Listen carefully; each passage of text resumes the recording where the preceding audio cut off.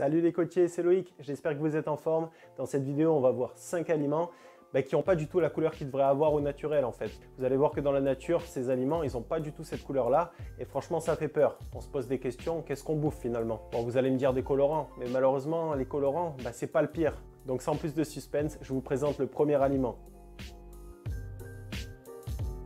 Vous savez, jusqu'à très récemment, je ne sais pas pourquoi j'étais persuadé que le cochon c'était rose. Et je ne sais pas si vous êtes dans mon cas ou pas, mais moi je me suis interrogé. Pourquoi est-ce que j'avais cette idée dans la tête? Et je pense que ça vient de la télé en fait. Avec toutes les émissions, les dessins animés où on voit les cochons qui sont vraiment rose Barbie, j'ai fini par le penser réellement. Alors qu'en fait non, le cochon c'est soit blanc, soit noir, soit blanc et rose, mais très légèrement rosé, c'est pas du tout ce rose-là. Donc ça, je pense que c'est une stratégie marketing pour mieux nous vendre certains produits, car normalement, le jambon, saucisson et compagnie, c'est gris. Et en fait, ils ont balancé de la nitrite dans le jambon pour lui donner cette couleur rose qui est plus appétissante. Et au passage, la nitrite, c'est un composé qui est cancérigène.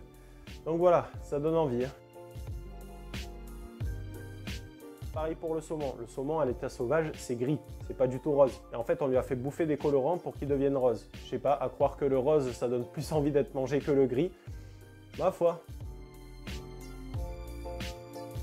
Allez, dernier aliment qui a la couleur rose, mais que c'est pas du tout sa couleur naturelle, le tarama. Normalement, le tarama, c'est blanc ou c'est gris. En fait, on a balancé du colorant E120 dans le tarama pour lui donner cette couleur rosée. Et vous savez comment il est fait, ce colorant?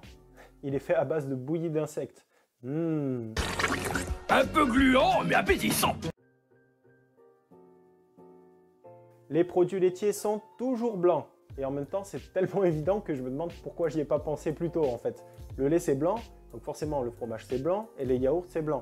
Si vous voyez des yaourts qui sont roses, des fromages qui sont orange, rouge, etc., c'est pas naturel, c'est qu'on a rajouté du colorant dedans et franchement ça donne pas trop envie. Et enfin, dernier aliment, les abricots secs. Alors c'est sûr, vous me dites abricot, vous voyez la couleur orange.